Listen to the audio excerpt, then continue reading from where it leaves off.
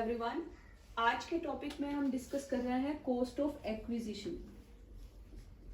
जब भी हम कोई एसेट खरीदते हैं तो उसे एक्वायर करने की एक कॉस्ट होती है जिसे हम बोलते हैं कॉस्ट ऑफ एक्विजिशन।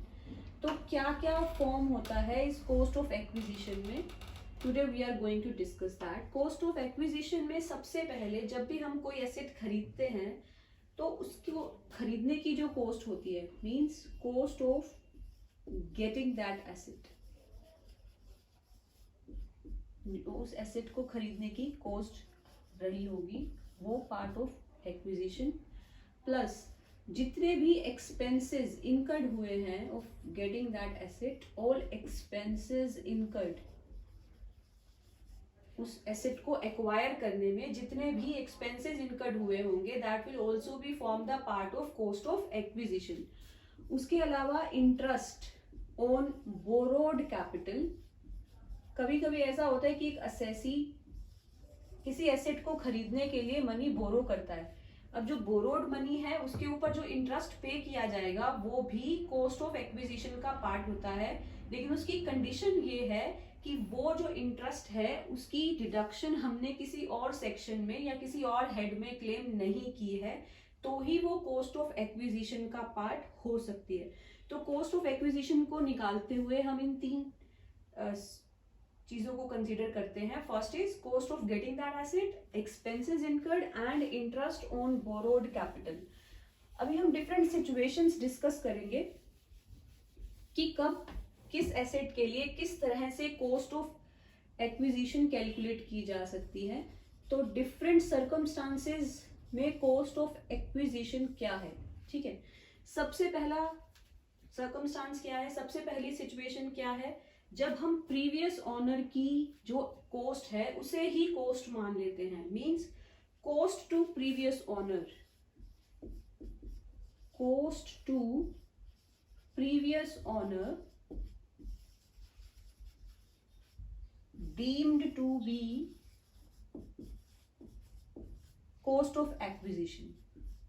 मीन्स अगर मैंने कोई एसेट खरीदी तो जिस प्रीवियस ओनर से खरीदी है इन सिचुएशंस में उसे ही कॉस्ट ऑफ एक्विजिशन माना जाएगा।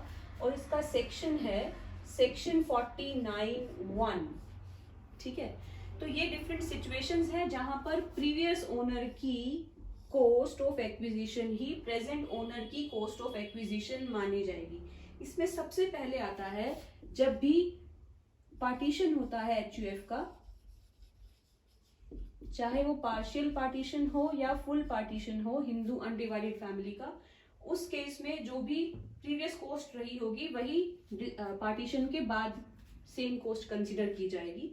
उसके अलावा गिफ्ट और विल के अंडर जो भी हमें एसेट मिलती है उसकी कॉस्ट भी वही प्रीवियस ओनर की कॉस्ट कंसीडर की जाती है। उसके अलावा ससेशन एंड इनहेरिटेंस,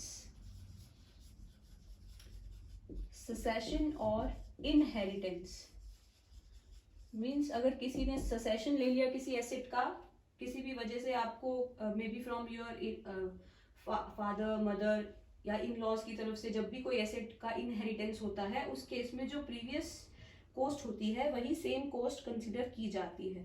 उसके अलावा जब एक कंपनी का लिक्विडेशन होता है और कंपनी एसेट डिस्ट्रीब्यूट कर देती है, कई बार ऐसा होता है ना कि कंपनी का लिक्विडेशन हो गया, कंपनी के पास इतना कैश नहीं है कि वो पे कर सके तो वो एसेट दे देती है। तो उस केस में एसेट की फिर कॉस्ट ऑफ एक्विजिशन क्या होगी, जिसके पास वो एसेट गई है जो कंपनी के टाइम पे उस कॉस्ट की एसेट रही होगी वही उस पर्सन के लिए भी कॉस्ट ऑफ एक्विजिशन मान ली जाएगी, ठीक है। उसके अलावा transfer of asset from parent company to subsidiary.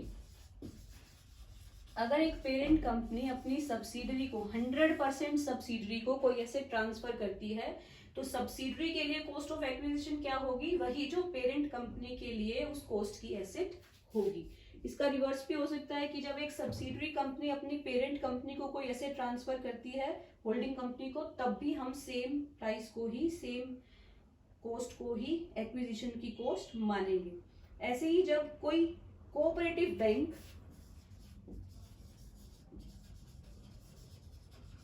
किसी दूसरे कोऑपरेटिव बैंक को कोई एसेट ट्रांसफर करता है तो उस केस में भी कॉस्ट ऑफ एक्विजिशन सेम मानी जाती है, जो ट्रांसफरर के लिए वही ट्रांसफरी के लिए। ठीक है। उसके अलावा कोई भी प्राइवेट या अनलिस्टेड कंपनी, कोई भी प्राइवेट कंपनी या अनलिस्टेड कंपनी अगर लिमिटेड लायबिलिटी पार्टनरशिप को कोई एसेट ट्रांसफर करती है तो उसके लिए भी वही सेम कॉस्ट रहेगी जो प्रीवियस ओनर की थी। इसके अलावा अगर कोई फर्म किसी कंपनी को कोई ट्रांसफर करती है उस केस में भी। तो ये सारी सिचुएशंस ऐसी हैं जहां पर हम प्रीवियस ओनर की कॉस्ट ऑफ एक्विजिशन को ही प्रेजेंट ओनर की कॉस्ट ऑफ एक्विजिशन ट्रीट करते हैं। इंसान हमें कुछ करने की एक्स्ट्रा जरूरत नहीं है, जो उस असेसी ने कॉस्ट एक्वायर की हुई है प्रीवियस ओनर ने, हम उसे as it is cost of acquisition मान लेते हैं। दूसरा सर्कमस्टांस आता है कॉस्ट ऑफ शेयर, या इसे कहना चाहिए एक्चुअली सिक्योरिटी, कि जब कोई हम शेयर्स खरीदते हैं किसी कंपनी के या कोई सिक्योरिटी खरीदते हैं किसी कंपनी की, तो उस केस में हम कॉस्ट ऑफ एक्विजिशन कैसे कैलकुलेट करते हैं। तो इसकी दो सिचुएशंस हैं। पहली सिचुएशन, अगर तो ये शेयर्स 1 अप्रैल 2001 से पहले खरीदे गए हैं, if they are purchased before 1 April 2001, ठीक है। अगर हमने यानी कि 31 मार्च 2001 तक अगर ये शेयर्स खरीदे गए हैं तो हमारे पास दो ऑप्शंस हैं। पहली ऑप्शन तो एक्चुअल कॉस्ट, जितने के हमने वो शेयर्स खरीदे होंगे, और या फिर उस टाइम पे यानी कि 1 अप्रैल 2001 को जो भी फेयर मार्केट वैल्यू होगी उन शेयर्स की, एक्चुअल कॉस्ट और fair market value which ever is beneficial, यानी कि जो भी असेसी के लिए फायदेमंद हो, हम उसे ही कॉस्ट ऑफ एक्विजिशन कंसीडर कर लेंगे। मतलब जो भी कॉस्ट ज्यादा होगी, ज्यादातर सर्कमस्टांस में तो यही होगा, उसके लिए फायदेमंद क्या है असेसी के लिए कि कॉस्ट ज्यादा आए तो ऑब्वियसली गेन कम आएगा। तो अगर किसी असेसी ने बिफोर 1 अप्रैल 2001 कोई एसेट खरीदी है तो उसके पास दो ऑप्शंस हैं, या तो वो एक्चुअल कॉस्ट या फिर फेयर मार्केट वैल्यू, जो भी उसके लिए फायदेमंद हो उसके लिए वो यूज कर सकता है एज कॉस्ट ऑफ एक्विजिशन। और फिर बाकी सारी एसेट्स हो गई जो हमने आफ्टर 1 अप्रैल 2001 के बाद खरीदी होंगी, उनके लिए all the time actual cost, जो भी एक्चुअल कॉस्ट रही होगी उन शेयर्स को खरीदने की, वही उसकी कॉस्ट ऑफ एक्विजिशन मान ली जाएगी। तो दो सिचुएशंस हो गई, before 1 April 2001 and after 1 April 2001। यहाँ पर हमारे पास ऑप्शन है, यहाँ पर सिर्फ एक्चुअल कॉस्ट को हम कॉस्ट ऑफ एक्विजिशन कंसीडर करेंगे। थर्ड सिचुएशन आती है बोनस शेयर्स। जैसे हमने शेयर्स खरीदे किसी कंपनी के, तो कॉस्ट ऑफ बोनस, कभी कभी कंपनी क्या करती है, बोनस इशू कर देती है।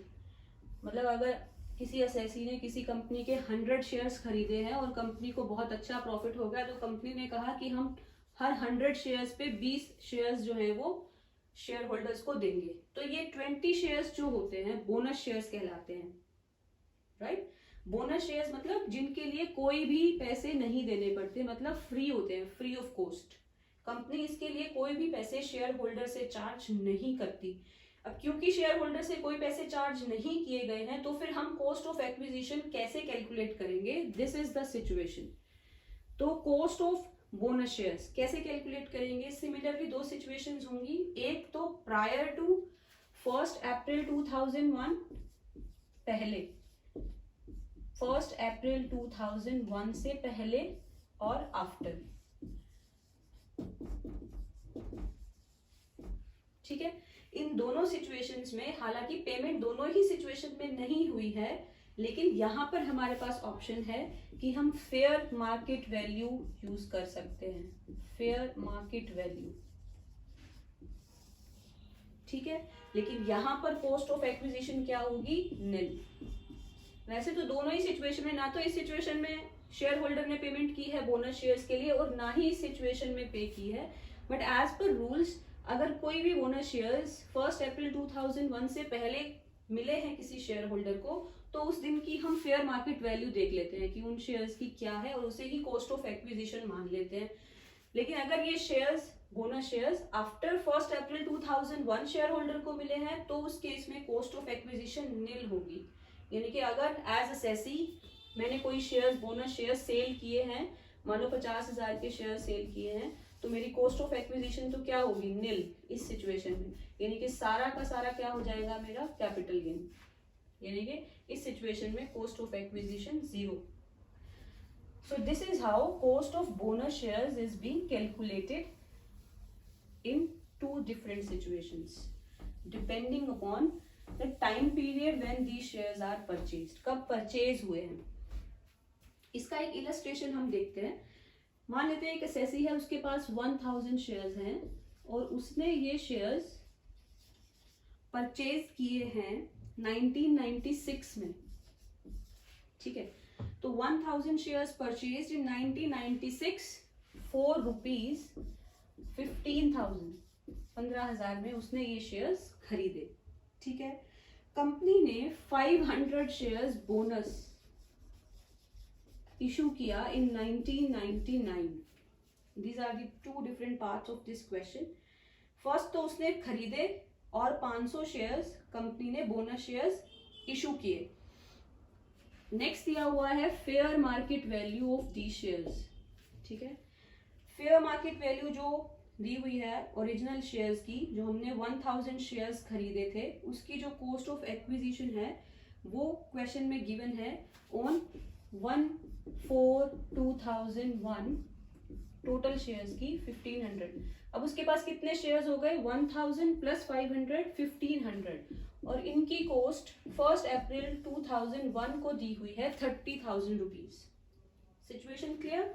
1000 हमने परचेज किए, 500 कंपनी ने बोनस शेयर्स इशू किए और इन सारे शेयर्स की फेयर मार्केट वैल्यू यानी कि 1500 शेयर्स हो गए एसएससी के पास, उसकी वैल्यू जो है वो 30,000 रुपीज है, ठीक है। तो इस केस में अब हम क्या कर सकते हैं, क्योंकि हमने ये शेयर्स कब खरीदे, 1996 में। अभी हमने शेयर के केस में देखा कि या तो वो शेयर्स बिफोर 1/4/2001 को अगर खरीदे गए हैं तो 2 ऑप्शंस होती है हमारे पास, एक्चुअल कॉस्ट और फेयर मार्केट वैल्यू। इन दोनों में से जो भी एसएससी के लिए बेनिफिशियल हो। तो एक्चुअल कॉस्ट कितनी थी जो हमने खरीदे थे शेयर्स, 15,000, ठीक है। और फेयर मार्केट वैल्यू क्या है, 30,000, यानी कि एक शेयर की वैल्यू कितनी है, 1500, यानी कि 20 पर शेयर। तो यहाँ पर जो एक्चुअल ओरिजिनल शेयर्स खरीदे गए थे 1000, उनकी अगर मैं फेयर मार्केट वैल्यू चेक करूं तो आएगी 20,000। 1000 शेयर्स थे ओरिजिनल, 20 रुपीज पर शेयर, तो इसकी फेयर मार्केट वैल्यू कितनी आ गई, 20,000। तो ओरिजिनल शेयर्स की बात हो रही है, या तो 15,000 और या फिर 20,000, जो भी एसएससी के लिए फायदेमंद होगा एसएससी उसे ही कॉस्ट ऑफ एक्विजिशन कंसीडर कर लेगा। बोनस शेयर्स के केस में क्या होगा, बोनस शेयर्स, क्योंकि देखो ये शेयर्स बोनस कब मिला है, 1999 में, यानी कि 1 अप्रैल 2001 से पहले। तो हमने एक ही चीज सीखी है इस केस में, तो फेयर मार्केट वैल्यू को ही हम कॉस्ट ऑफ एक्विजिशन मानते हैं। तो 500 शेयर्स हैं और फेयर मार्केट वैल्यू कितनी है, 20, तो इसका मतलब बोनस शेयर्स की इस सिचुएशन में वैल्यू कितनी हो जाएगी, 10,000 रुपीज। तो यहाँ पर एसएससी के पास चॉइस है ओरिजिनल शेयर्स के लिए, लेकिन बोनस शेयर्स के लिए उसके पास एक ही ऑप्शन है और वो है फेयर मार्केट वैल्यू, तो वो 10,000 रुपीज रहेगी। I hope the concept is clear how the value of shares, cost of acquisition of shares is being calculated in case जब भी आपने शेयर्स खरीदे हैं बिफोर 2001 एंड आफ्टर 2001, ठीक है। ऐसे ही अब हम नेक्स्ट बात करते हैं cost of acquisition of goodwill.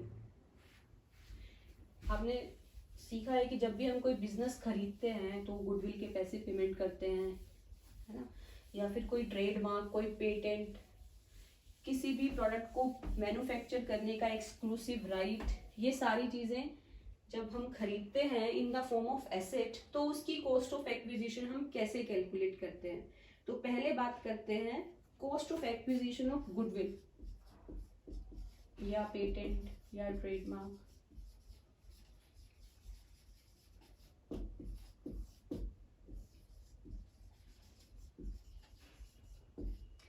तो अगर तो हमने प्रीवियस ओनर से खरीदी है,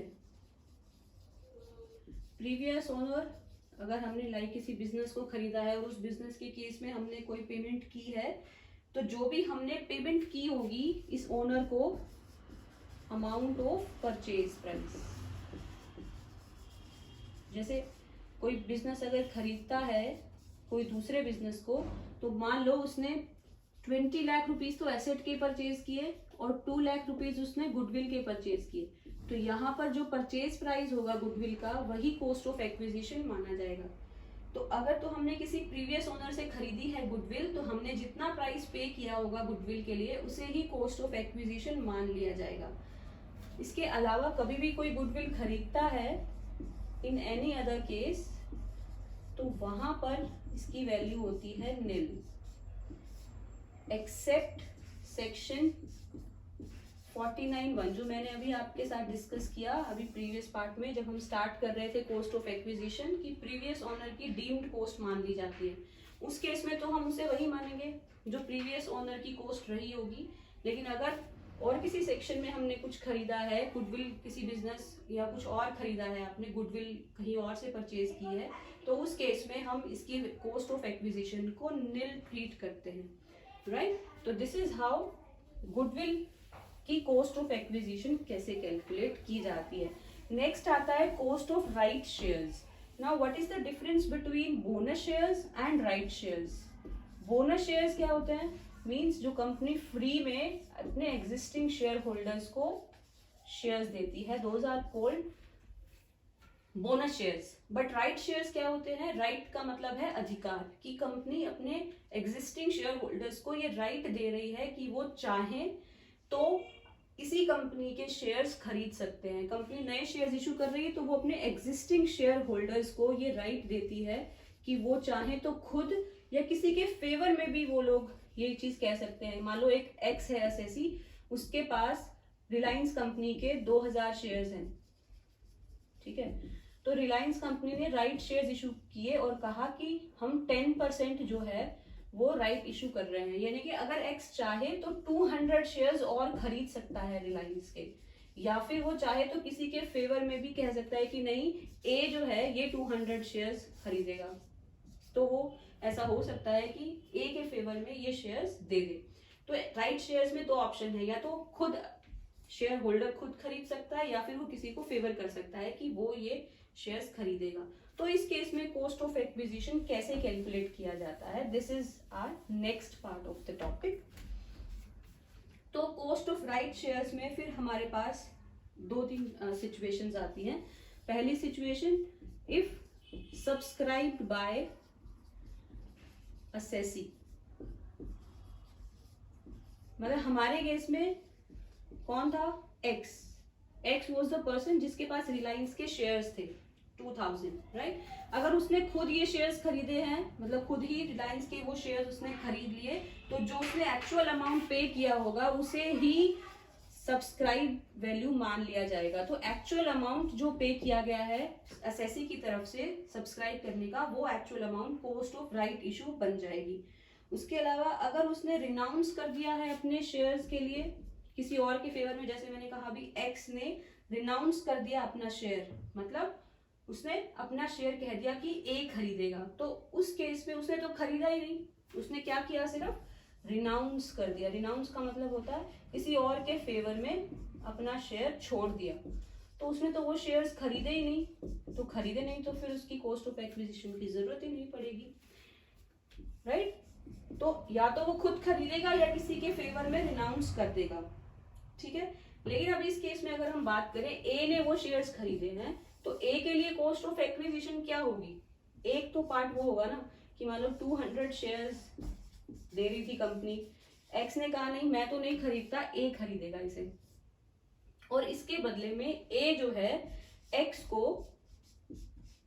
2 रुपए पर शेयर पे करेगा और कंपनी को वो 20 रुपए पे करेगा, क्योंकि 20 पर शेयर का कंपनी इशू कर रही है। यानी कि ए को 2 पेमेंट करनी पड़ी। एक तो पेमेंट ए ने की एक्स को 2 रुपए पर शेयर यानी कि 400, और एक पेमेंट ए ने की कंपनी को 200 शेयर्स 20 रुपीज पर शेयर यानी कि 4000। तो यानी कि टोटल पेमेंट जो ए ने की वो थी 4400। तो कॉस्ट ऑफ एक्विजिशन ए के लिए क्या बन जाएगी 4400, यानी कि वो पैसे जो ए ने एक्स को पे किए, क्योंकि उसने अपना शेयर छोड़ा है तो वो फायदा तो कुछ लेना चाहेगा इस बात का, तो उसने एक्स ने ए से 2 रुपए पर शेयर लिया और कंपनी को तो पैसे पे करेगा ही ए, क्योंकि उसने कंपनी के शेयर्स खरीदे। तो 20 पर शेयर उसने कंपनी को पे किया। तो इस केस में ए के लिए कॉस्ट ऑफ एक्विजिशन क्या हो जाएगी, वो अमाउंट जो उसने एक्स को पे किया और वो अमाउंट जो उसने कंपनी को पे किया, जब हम इसका टोटल करेंगे that will be termed as cost of acquisition, right. So this is how in different situations cost of acquisition is being calculated. So that's all for today. We will continue the part of cost of acquisition in the next lecture.